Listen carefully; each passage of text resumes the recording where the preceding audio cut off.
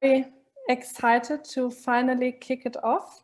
So this panel has been co-organized and will be co-facilitated by Violetta Splitter, David Seidel, and me, Theresa Langenmeier. And we have an exciting program ahead of us. So during the next 60 minutes, during the next hour, we will first give you a brief overview of the dimensions of open strategy, which is then followed by the practical insights from Wikimedia, AXA, and IBM presented by our practitioners. Then we will have an interactive discussion with the audience, and then Richard Whittington is giving us a summary and some reflections. And with this, I already hand over to David. Yeah, thank you very much. So I was thinking I could give a short introduction to the topic open strategy, as not everybody might be so familiar with open strategy, and also maybe to position the different panelists and their organization and their strategy processes within the different dimensions of open strategy. And maybe we can start with the first slide. Can we go to the first slide? I think you should see it. Increasing openness and strategy. No, I think it's still the I can also talk without slides, but it might be good to have the first slide because, oh yeah, exactly. So when we talk about open strategy, we can actually look back at the way that strategy process have been conducted, how the strategy profession has been in the past. And when we look at strategizing over the last decades, we can see an increasing opening of the strategy process. As Richard Whittington in this graph, which is on the slide, also showed, we started off with sort of strategy as something that's very closed, that's intransparent, secretive, and which is being done by a small group of people at the top of the organization. And maybe a prime example, a very good quote from the Fortune magazine from the 70s actually illustrates this very much. Fred Borch, CEO at General Electric, keeps a secret strategic plan locked tightly in his desk. Borch drew this plan privately without consulting even his closest friends when he took the reins at General Electric 7 years ago. Borch guards his strategic plan like Cerberus at the gates of hell. So I mean, this is sort of an extreme form of sort of closed strategizing. And a lot of strategic planning, the idea about strategic planning was very much sort of a closed form of strategizing, maybe not as extreme as Fred Borch, but closed. And then when we look over the decades when strategic planning became strategic management, it started opening up. And now in the 2000s, it started with open strategy. Strategy as something that could be considered also as something very open, something transparent, something inclusive, participatory. And this is what we see in what we have the panelists here for. And as you will see on the next slide, we can distinguish between two on the next slide, we can distinguish between inclusion and transparency as two dimensions of open strategy. They are often combined, but they can also come on their own. And there are many different motivations behind opening up, behind inclusion and transparency. So our prime motivation is always sort of very prominent, is sort of, I open the strategy process in order to source new ideas, similar to open innovation, where we get new ideas by including employees or even people outside. Also, if it's not about new ideas, it's maybe inviting new perspectives to discuss ideas, or to create commitment by the workforce. If we include them in the strategy process, they feel more committed to the strategy. Or it could also be that you legitimize the strategy process by including more people. And when we look at transparency, also many motivations behind it, simplifying coordination, for example, trust building, and so on. And often when you look at open strategy processes, it's often a combination of different motivations that come. And maybe at the next slide, you see sort of these two-dimensional inclusion and transparency. And as I said already, you might have sometimes one or you might have the other. If we go back to traditional closed strategy, you have low inclusion, low transparency. a small group of people developing strategy and low transparency. And what we have seen now as a trend is increasing openness, increasing inclusion, increasing transparency. If you just increase one and not the other, you might have a partially open strategy process. Or if you do both at the same time, you include more people and you become more transparent, you have a fully open strategy process. And the three firms that we have here, or three organizations that we have here on the panel, would all classify as sort of high transparency, high inclusion: AXA, Wikimedia, and IBM. So maybe, so this is the similarity between the three organizations that are being presented. Yeah, but if we look at the next slide, there are also differences, and that's why we selected these organizations here for the panel. We can say these organizations or these strategy processes differed in the primary medium through which it was carried out. So you have AXA, which was an analog process where you had direct meetings, people discussed directly with each other, and then you had IBM and Wikimedia, where it was predominantly digital, through digital media. So IBM and Wikimedia are similar in that respect. You can also look at the form of inclusion here. The first case, AXA, is a case where you invited all employees to participate in the strategy process, so everybody could apply to participate in the process, but in the end, a small group, only a subgroup of the entire workforce, then actually was included as employees in the strategy development process. When you look at IBM, in their process, they invited everybody and included everybody inside the organization to participate in the strategy development. And if you go to Wikimedia, it's even more extreme. In principle, everybody could participate in the strategy process. And there are different sort of pros and cons of different ways of including people and different ways of organizing the process. And the panel here, or the idea of the panel, is to discuss exactly those differences and when might one fit or another thing fit better. And with this, I hand back over to Teresa, who will introduce the panel. Thank you, David, for this good overview. So before we deep dive into the practical cases, I wanted to introduce today's practitioner panelists. And of course, we also have Richard. So first of all, we have Nicole Eber, who is the Director of Global Relations at Wikimedia Germany, and she was responsible for the global Wikimedia 2030 strategy process. We have Claudio, who is the CEO of AXA UK and Ireland, and he has just completed an open strategy process at AXA UK and I. And we have Liam Cleaver, who is part of the strategic enterprise transformation at IBM Group, and he is responsible for the open strategy process at IBM. And finally, we have Richard Whittington from Saïd Business School at Oxford, who is also together with David very much influential in the academic sphere and academic discourse on open strategy.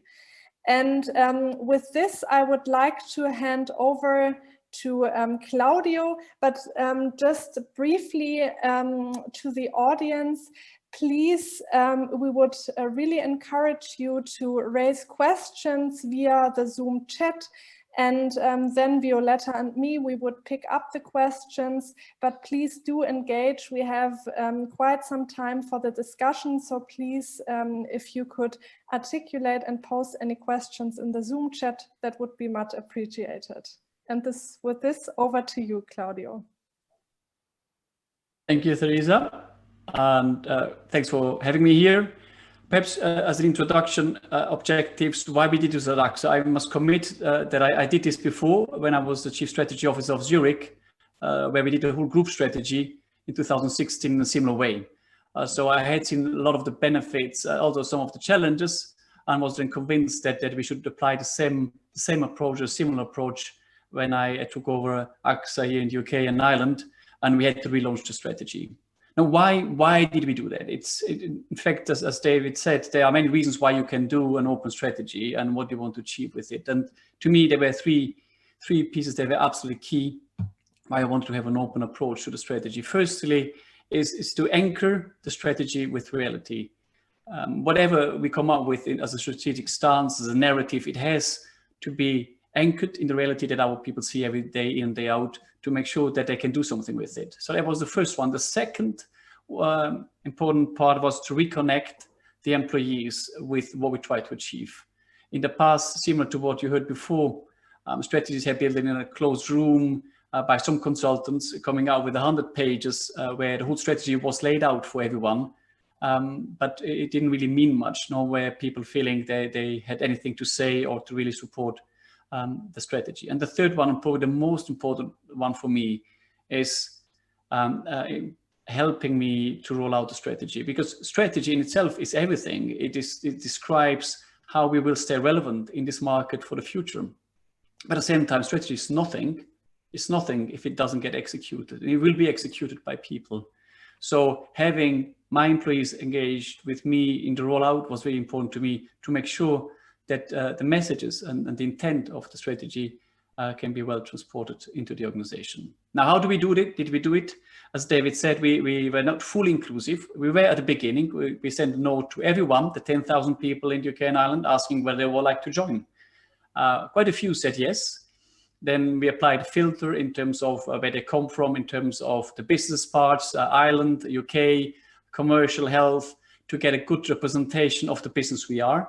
And then we sent them through a second step, which was not an HR step. It was basically asking everyone to send in a 2-minute video explaining why we should pick them. And secondly, if they were in my shoes, what would their vision be for AXA, UK and Ireland for the future? And based on these 2-minute videos, we then distilled it down to a group of 20, called it 2020. And 2 or 3 things that were also clear or important to me. Firstly, the culture, the way we want to do it is based on trust and respect. And that's something I try to achieve with the overall organization, but also here it was important, especially as these members were mainly more younger, junior people, that they will be treated with respect. Their views will be validated and will be appreciated by us. And they can trust also us to tell what they want and not to tell me what they want me to hear. Secondly, commitment and creativity. We really asked them a lot of commitment. And that's the way also we asked the videos to be done, to make sure we get to see that, and we also see the creativity they bring into the process. The second piece, and that was probably learning from the first time around, is to be very transparent that there are 2 processes going on. Again, this is a big business, so ultimately I need PowerPoints, I need Excels to explain to my shareholder what I try to do with the strategy, how this links in financially. We have a board, so they need all the material a board would expect to go through to validate the strategy. And for that one, we had consultants, we had the senior management working on it. And there was a second process where the 2020 were engaged, which was about challenging the status quo, coming up with new ideas, validating some of the thoughts we had where we want to go with the strategy. And then the last one is clearly also, I expected from everyone that they fully own what they do. So it was not asking the younger colleagues to come in and say something, then they are gone again. They needed to own what they said. So we had sessions with them where they presented to the management committee, owning their own ideas, which created a great atmosphere of challenge and of thought-provoking parts, challenging both sides. Now, obviously, when you do this way, there are some challenges coming with it. And the obvious one, if you just pick randomly, more or less, 20 people out of a 10,000 people organization, we knew that they are willing. Yeah, the commitment was there. They did show that in the videos, in everything they did do. Capability is a different thing, because if you want to develop strategies, you need to understand the overall picture of the business, competition, and all these things. So how to make them equipped to help us was a challenge. We did that by helping them a lot with overall context, giving them a lot of tools and training so that they can really contribute in a way with an understanding of what we try to achieve, and not just coming out of their small silos, if you want. So we had some people who just handle claims. So what they know is handling claims in a specific environment, and we needed to open up so that they understood what we try to achieve as a business. Then a clear challenge for me, at least when you go through this open strategy, is you want to make it as democratic as you can. So I'm Swiss. I love the view that everyone has a view and can vote, and we go with that. But strategy ultimately has to be about be able to do trade-offs, to make decisions, and that's to me in my head that's where we went then very narrow. We had to make some tough decisions. So we opened it up at the beginning, a long time. There was a moment that we had to close it to make the tough calls, and then reopen it again to make sure that people come with us. We did, though, play that very openly with the 2020 team. They knew what we were doing, and I explained to them why I cannot have everyone having a view on these things. And ultimately, it's just me deciding, but obviously I wanted to have all the input and challenge possible. And then the last challenge was clearly about change and continuity. So we changed everything. This organization hadn't done strategy or planning that way anywhere in the last 20 years. So there was an expectation from the senior managers and senior leaders there's continuity. They have been there 5-10 years. That's why they will be able to define what we do. And there was a real challenge between the new blood, the new ideas coming in, wanting change. But again, that ultimately is what I also wanted to achieve, that we have the real challenge from the people on the front floor who know what the reality is with the more strategic thinking. There's always the flip side of quite a few things I just went through as challenges and there were surprises somewhere, definitely to the extent they went. So the growing self-belief of the 2020 selected, it was absolutely staggering to see these individual people starting off at the beginning of the exercises, claims handler somewhere, not much about the business, quite reserved, and 12 months later, they were standing on stage explaining to everyone what we as a business will do as a strategy, why it's important, what needs to be done. It was just incredibly satisfying to see these people growing with the strategy. The other surprise was, and it came a little bit with the self-belief, is they really challenged the top 100 leaders of the business. So we had a session where they clearly told them off for not working together, because for them it was natural as a 2020 team to work together, to exchange ideas, also because they learned together what it means. And they played back that to the top team saying, well, if we can do that as the 2020 team, why can't you as the top leaders of this company not work better together? Because there's value in it. So it was a very welcomed and good surprise. Now, to me, the magic moment of the whole thing, and that was not planned nor anticipated, was the 2 days when we rolled out the full strategy with the top team. So we organized, as you would do, in an analog way, very old site, but you will have all the people together for 2 days to go through the context, setting the strategy, taking questions. And we did that together with this 2020 group. Now, the evening of the first day, you would have what you typically have, the chairman having his speech. And then we all had a speech from the two of the 2020 group. And they basically, the content was to explain what we tried to achieve, how they felt about it, and what it meant to them. And it was an amazing moment, because 80% into the discussion, I looked around and we had more than 90% of the people with tears in their eyes. Because the discussion was not about the strategy. The two ladies were explaining to us why they believe in this company and what we have done and what this means to them in their lives. And that whole moment brought the strategy in a very different environment that we have ever seen before, because it was very emotional. And to me, there was a golden nugget to connect strategy, the vision and the content with emotions. And that's something we still talk about. And in that sense, absolutely worthwhile doing it. I will do it again. Back to you, Theresa.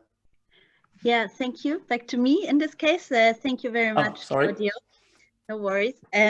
So thank you for explaining to us how the open strategy process looked like at AXA, and for also openly sharing with us your challenges and surprises. And so before we move to the presentation by Liam, I have one clarification question. So you mentioned trust and respect as an important values, to promote openness culture-wise. So how did you ensure that trust and respect was also lived in this process? Yeah, so this was obviously, it didn't come out of the blue. That's something I would say anytime I am on stage with at any occasion. But to your question quickly, how to do it is by role modeling it. So being very open with this 2020 group on things that typically you would not share, yeah, about our thoughts or my thoughts to sell a part of the business, which as a CEO you normally wouldn't do with your junior staff and say, well, I'm thinking about selling all the things you do at the moment. But we did take their step, and they paid back. Yeah, they pay back by being extremely engaged, and they trust you because they know you will share with them what matters and not just if you want the side topics. I see. Thank you. Are there any other clarification questions? Okay, then please, Liam, I would hand over to you. Yeah, thank you very much. And I was smiling and taking notes when Claudia was talking, because there's a tremendous number of similarities, which I think we'll find probably across all three presentations. And this is the power of tapping into the collective smarts of your organization. But as Claudia said, it's more than just the smarts, it's that passion. Because what we found is that people are really passionate about where they work and where they live, and they want to be a part of that process of improving both. So within IBM, for many years, we've been crowdsourcing. For almost 20 years, we've been crowdsourcing. We refer to it as jamming. Think of the jazz musicians who may not know one another, but can come together in a physical environment, when we used to be able to do that, and actively listen to one another and create mutual music. And we thought, well, in a company, 350,000 employees, how could we recreate an experience where people actively come online and listen to one another, build off of one another's thoughts, through discussions, which is done through asynchronous discussion threads. So people are typing in their thoughts and their ideas, their experiences. And so then how do we harness that power, both the emotion and the smarts? And what we've found over the years through these jam events, and we've engaged populations of several thousands, tens of thousands, hundreds of thousands of people, typically over a very short period of time.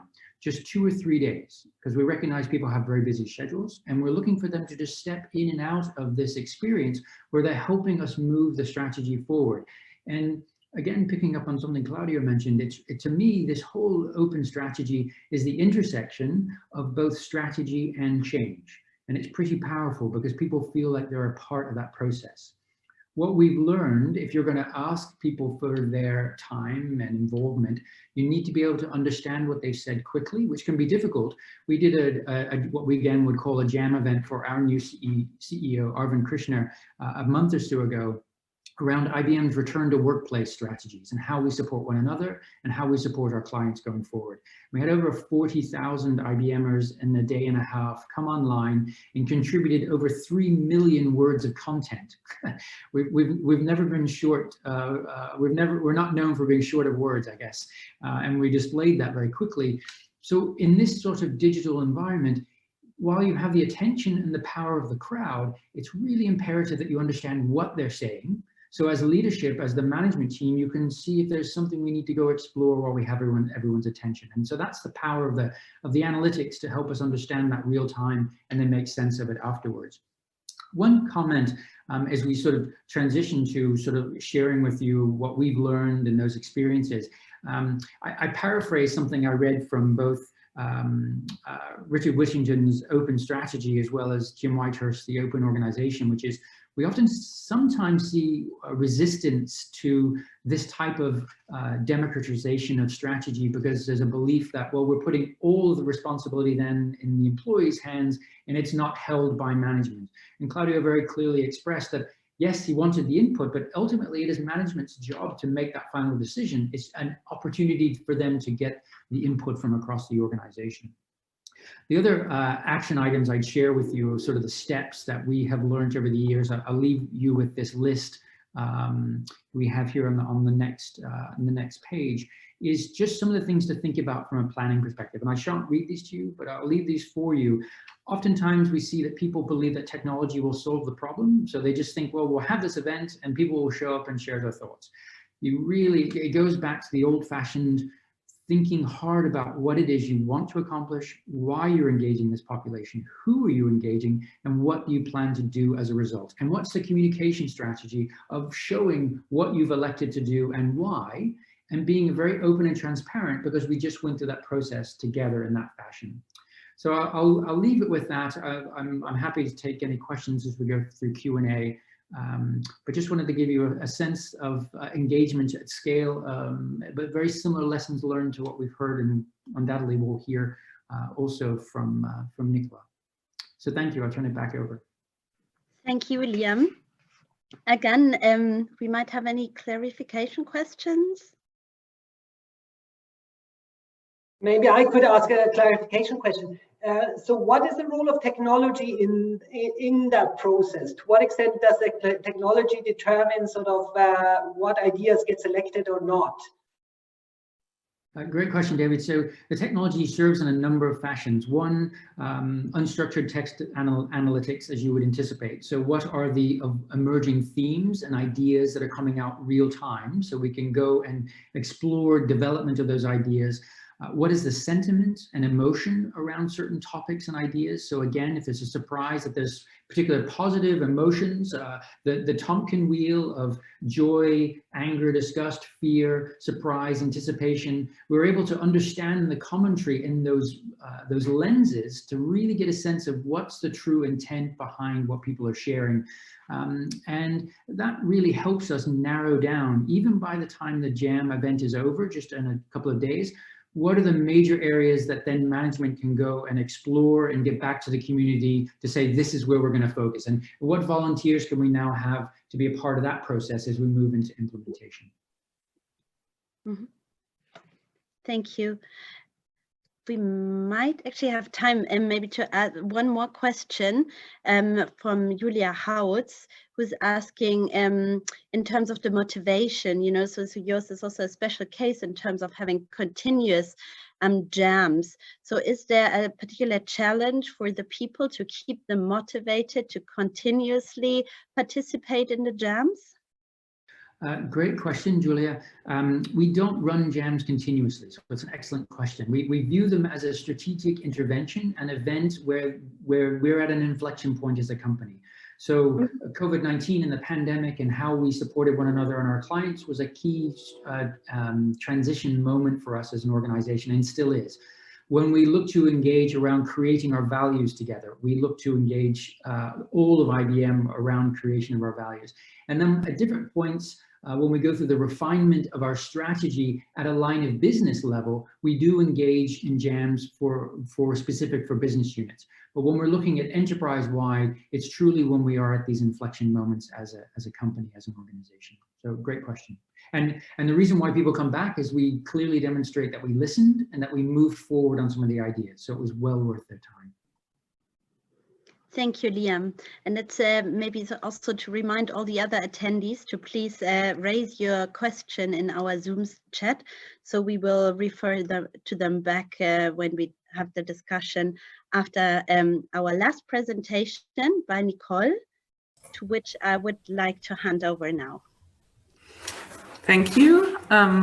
Next slide, please. I'm Nicole Eber from Wikimedia Deutschland. I've been leading the Wikimedia 2030 movement strategy process together with our whole movement. And just to clarify our movement, that means the Wikimedia community, so everyone who contributes content to projects like Wikipedia, but also the organizations that support the communities and that want to bring free knowledge to the world and change society, basically. And we started this process in 2017 with the development of a strategic direction. And we wanted to figure out, what do we as a movement want to be known for, and what do we want to build and achieve by 2030? Next slide, please.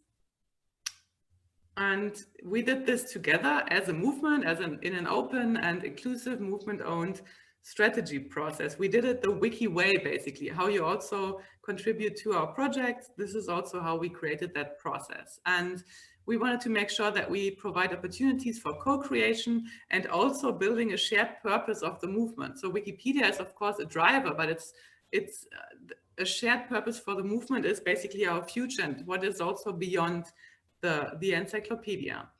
We wanted to make sure that we bring voices in that have been excluded in previous processes and in previous or from the movement before. And we also said the process itself is as important as the final product, basically. We formed working groups, nine thematic working groups with close to 100 people from across the movement. So with community members, staff members, board members, and also some partners on these nine topics. And these groups worked together and met over the course of almost one and a half years. We also did rounds of online discussions with the movement. It's all online. You can read everything on Wiki. It's very open and transparent. And we also did some offline events with movement communities and affiliates. Next slide, please.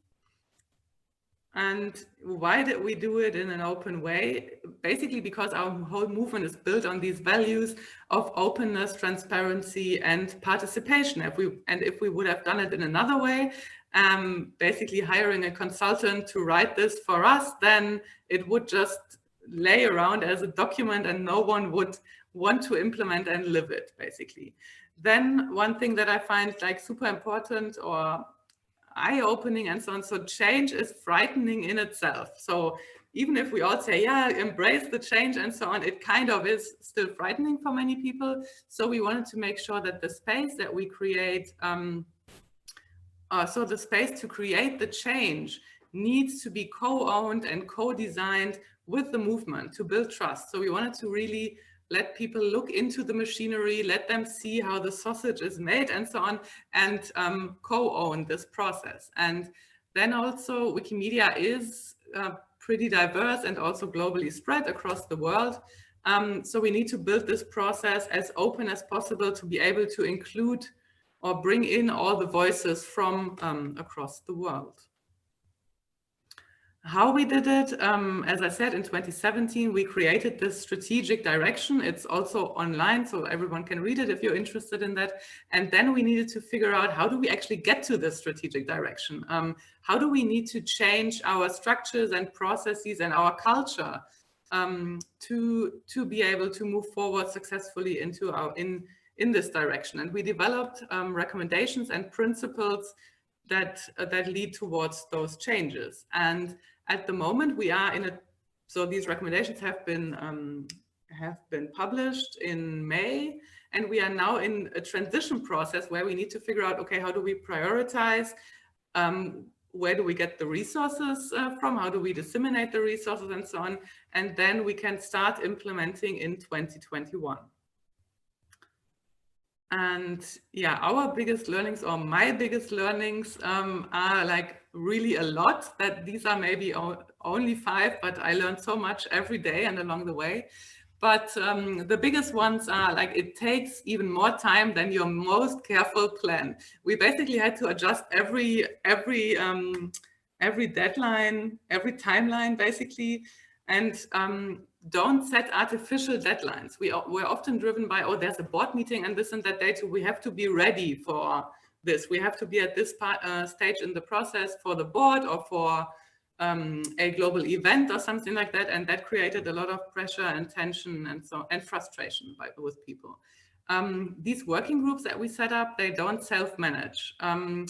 We needed to provide a lot of support, like administrational and also budget support, of course, and bring people together also in personal meetings so that they can actually focus on the content, because they were the agents of change and not the agents of like scheduling or something like that. A plan is a plan is a plan, and as soon as it hits reality, in this case, as soon as it hits people, you need to revise. So we often, in later stages of the process, we learned that we need to release early and often and be open for people to help us create the process and create the plan. And then what we also were experiencing was aversion against external expertise. Wikimedians often think we are so unique, no one will understand us, but all around us, and I've heard this now in the 2 previous presentations, there are so many things that we can learn from everyone else. We can stand on the shoulders of giants and so on. And so, yeah, we need to build a strong case for this external support and expertise and so on.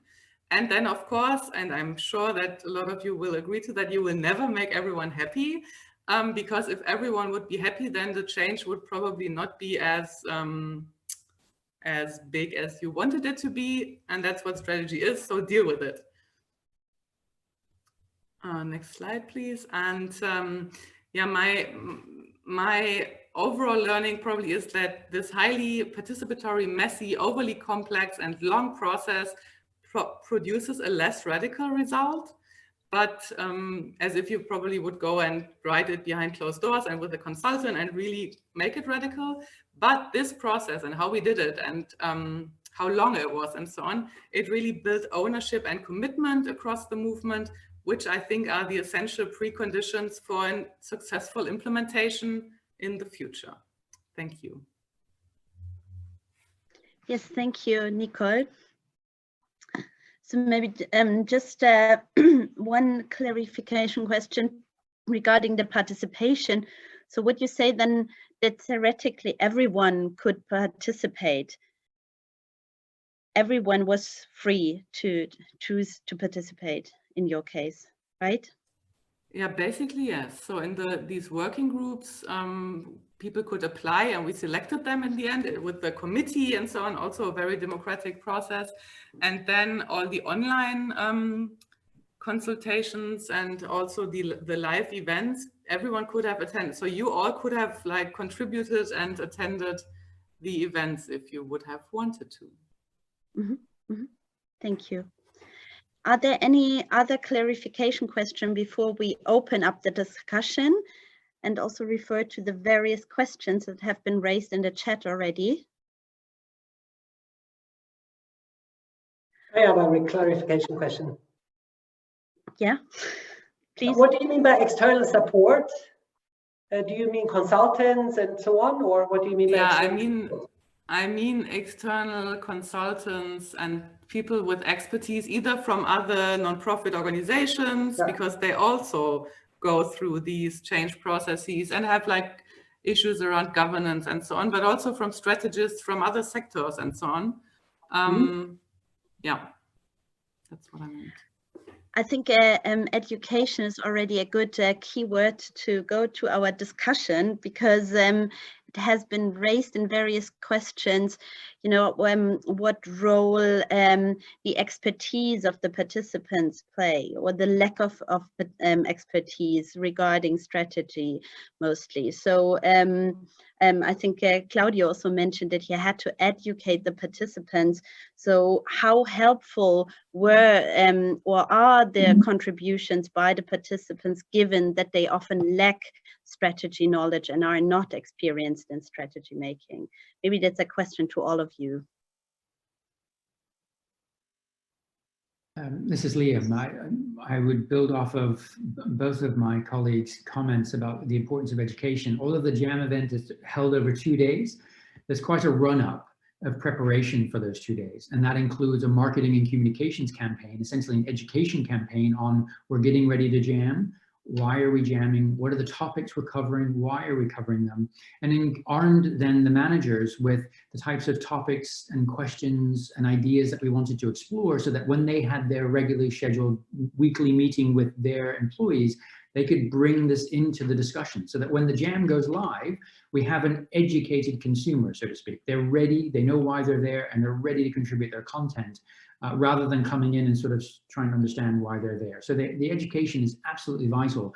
And in my personal view, when talking about the impact of strategy and moving the business forward, certainly in our business, that's an awful lot about understanding our clients, the customer experience.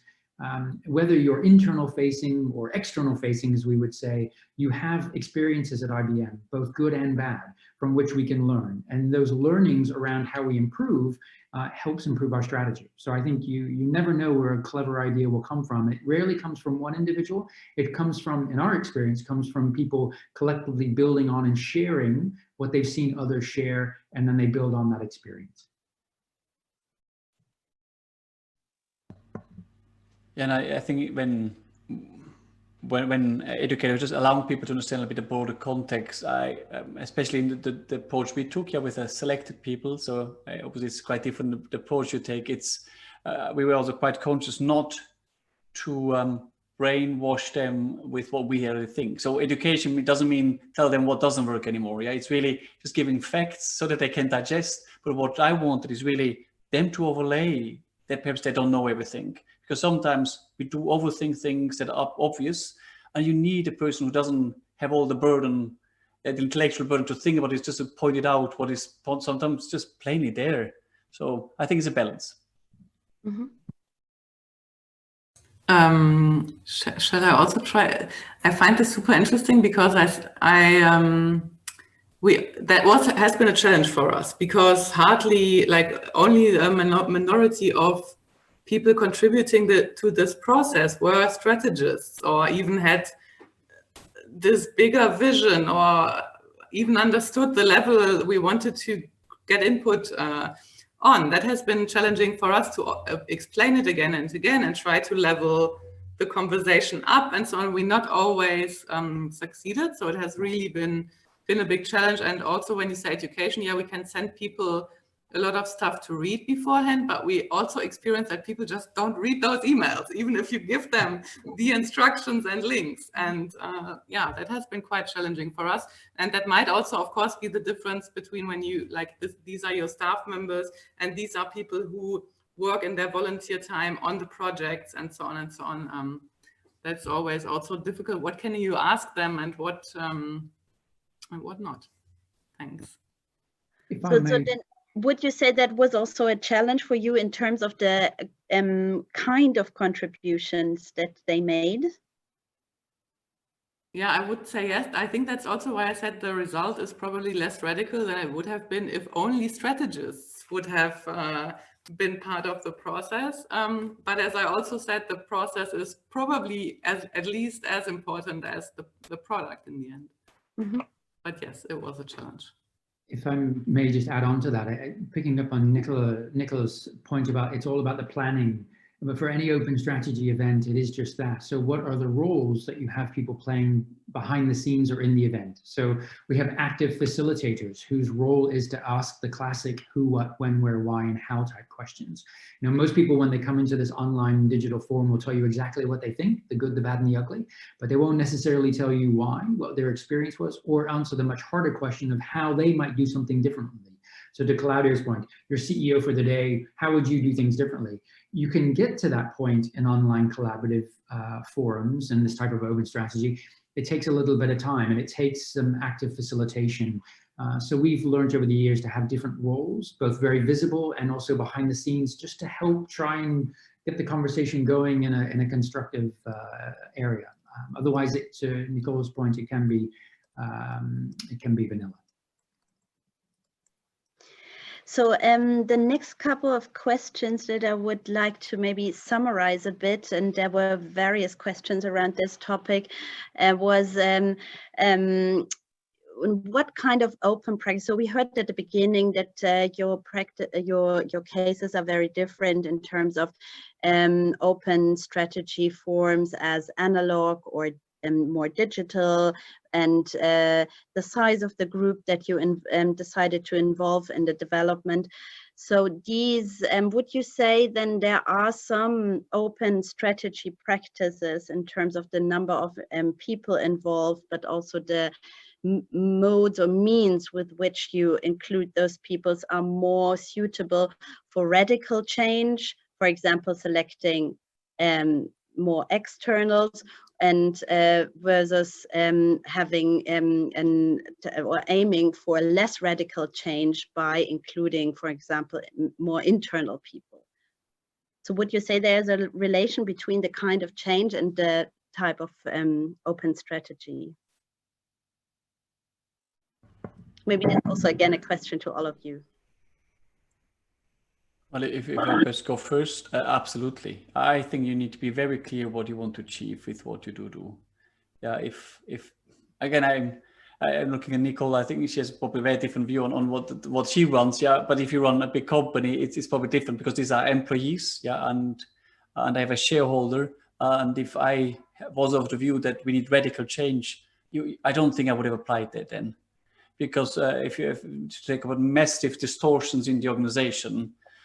you can't really, I don't think it's helpful to engage the whole organization in how it needs to be tiered apart. If it's more an evolution, building on what you have, because you think the basis is strong enough to create a business that is still relevant, on building on what we have, then I think it's always a good idea to engage people. And the externals, even though I have been a consultant in my life before, I would never engage consultants to define my strategy. They can help, but it's not their job. That's my job as the CEO, to define the strategy. Maybe I can build upon that. So I wouldn't let these external consultants that I was speaking of, I wouldn't let them write the strategy, but I would have let the working groups pull in more of that expertise around global governance, around global grant making and fundraising, around capacity building and all these things. That is what I wanted to emphasize, and around the other question I wanted to say, yeah, basically, again, our movement was also struggling with a lot of power dynamics, and the governance is not really, it has all grown so organically, and we cannot be ready for 2030 if we don't get our own things right. So the world around us is changing so much, a lot of like commercialization, the open and free internet is at stake, and so on.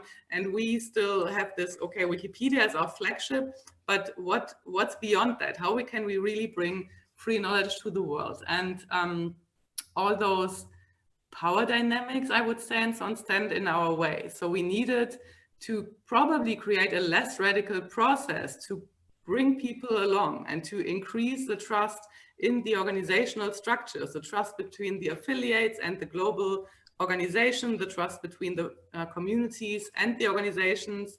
And now when I say that, I realize we evolve so much around ourselves all the time, and we don't take the world around us too much into account. So we decided to go for the less radical version, but to build the trust, let people look into the machinery, and take at least many of the people with us. Again, as I said, not everyone will be happy, because then it's not a strategy.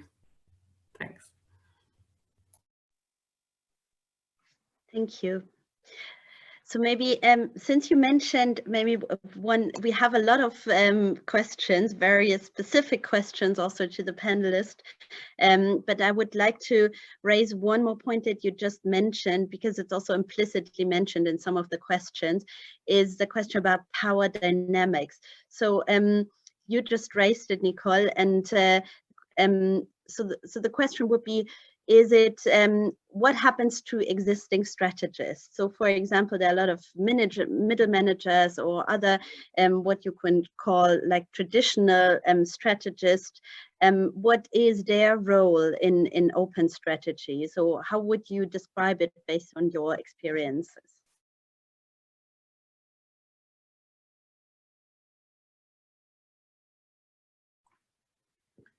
It's again a question to all of us. Okay, go ahead, please, Liam. Well, from our experience with an IBM, that middle management, I suspect with most organizations, can be an enabler or they can be a blocker. So it's imperative when we're looking to engage the IBM population around moving forward around our strategy, or how do we get ideas to bring them to life. The education to those managers about why this is important, why it's important that they give the opportunities to their employees to participate in this, and how we are open not to just doing an add-on to all their existing efforts and work that they're doing, but how we're looking to improve and change. Because I think if you ask most managers, they would say, I already have 100 things to do, and now we're going to go off and create 100 new things to do. Why would I let my employees do this? So it has to be very open, transparent discussion, again, speaking from our experience of, we're looking to change business as usual, why we do things, fix change, so that we can improve and go forward. As part of those roles I talked about earlier, oftentimes our strategy group are facilitators. They're helping to prod and probe because they know sort of where we're coming from a strategy perspective and how they'll be engaged. And I think Nicole hit a key word when she said trust a few moments ago. By going to this open digital strategy experience, it's remarkable that the trust that is created and the willingness then of employees who maybe didn't even participate to say, well, because you did this, I'm more open then to understand and be a part of this because I know my colleagues were a part of this, even if I wasn't. And I think that's a really key trust. So I just wanted to add that little piece there. Mm-hmm. If I may just add on one piece to what Liam just said, there is I absolutely agree with what he said about the so-beloved middle management layer. I think it's ultimately they're all part of our organizations, and I am never giving up on them. But when you do change, some people will not follow as well as other ones. I do think where a good way, I think where you can see the power shift or how this changes is really when we had one of the 20 younger colleagues staying on stage, and they explain how this whole organization will be geared in the next 3 years. I can do the best job ever. I will never have the same impact to our population if they hear a colleague of them who they know have been selected through their own effort to work there, and they talk about what this company is about. I think it's a different dimension where it's less about power. It's just, I think as Liam said, it's just a sign of trust that everyone can add value to this company if we let them. And that obviously is sometimes unsettling for some people, but it's much more than a strategy. It's really how you change the culture of the whole company. Yeah. Thank you, Claudio. Thank you to all the panelists. Unfortunately, we have to close our open discussion already.